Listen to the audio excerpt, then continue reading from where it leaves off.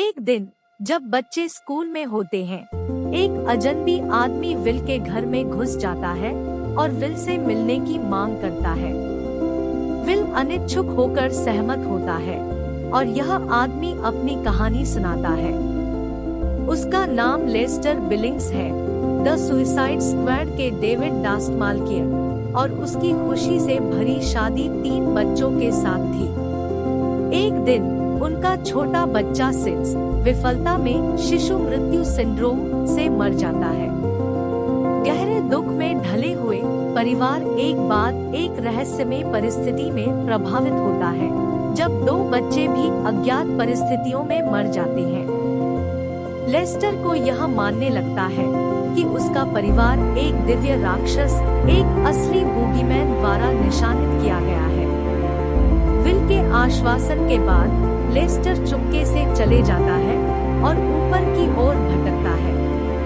तभी साड़ी घर आती है और अपनी माँ के खाली कला स्टूडियो से अजीब आवाजें सुनती है। वह जांच करती है और लेस्टर के मरे हुए शव को कपड़ों के एक अलमारी के दरवाजे के पीछे लटकते हुए पाती है। पुलिस शव को ले जाने के बाद और परिवार घर में स्थिर हो जाने के बाद अजीब आवाजें दृश्य दिखाई देने लगती हैं। पहले सिर्फ सॉयर ही इन घटनाओं का अनुभव करती है।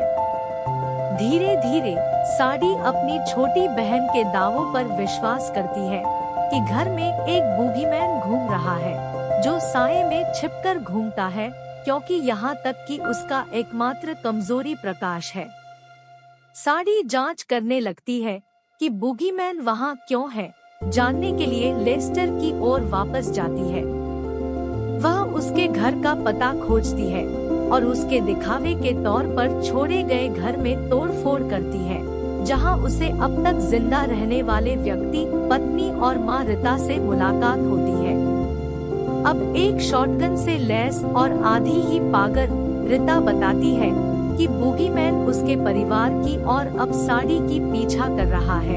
यह दुख में आकर खींचा चढ़ा है। उसके परिवार ने अपने बच्चे की हानि को शोक किया।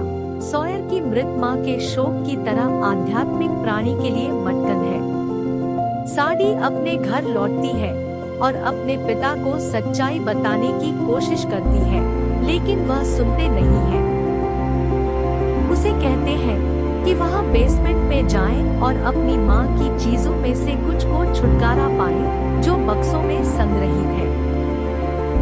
वह अंधेरे बेसमेंट में जाकर अपनी मां का एक लाइटर खोजती है और उसे रोशनी देखने के लिए जलाती है। वह बाहर से पूछती है कि क्या उसकी मां उसे देख रही है।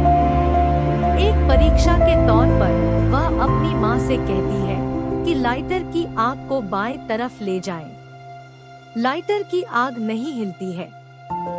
बाद में बूगीमैन फिर हमला करता है, सॉयर को लगभग मारने की कोशिश करता है और उसे अस्पताल में भेज देता है। इससे साड़ी को फिर से लेस्टर के घर जाने की प्रेरणा मिलती है, जहां रिता साड़ी को बंधक बांधती है ताकि बूगीमैन को फंसाने के लिए।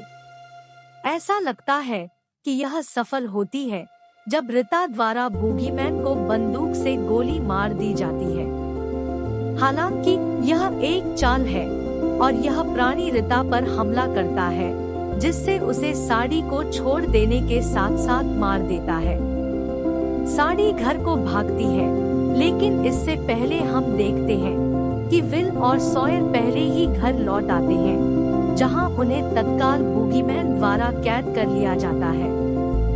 सैडी सॉयर को एक कपड़ों के गिलास में छिपे हुए खिलौने के साथ कपड़ों में छिपा हुआ पाती है, जिससे बूगीमैन अस्थायी रूप से दूर रहता है। वे अंधेरे बेसमेंट में जाते हैं, जहां उनके पिता को कैदी बनाया जाता है।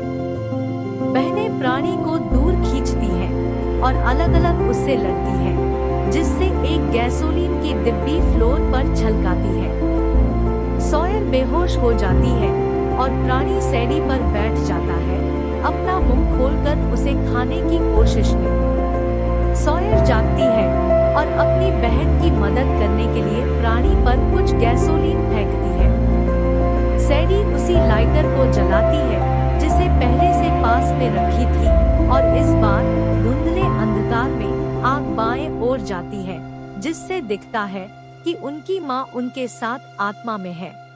प्राणी अब आग की बौछारों में जल रहा है, जो जल्दी ही घर में फैल जाती है। बेटियां अपने घायल हुए पिता को इकट्ठा करती हैं और घर से बाहर निकलती हैं, जहां वे बूगीमैन के साथ अश के रूप में जलते हुए अपने घर को देखती हैं।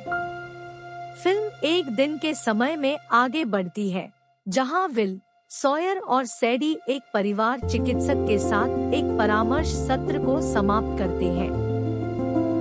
वे अंततः अपने प्यारे की हानि के बारे में बात करने के लिए तैयार हो जाते हैं, जिसके कारण बूगीमैन उनका पीछा करता है।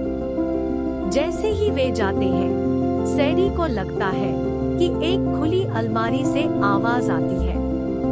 वह उसकी ओर जाती है और तय करती है कि वह अपने बीते हुए को याद करना नहीं चाहती है।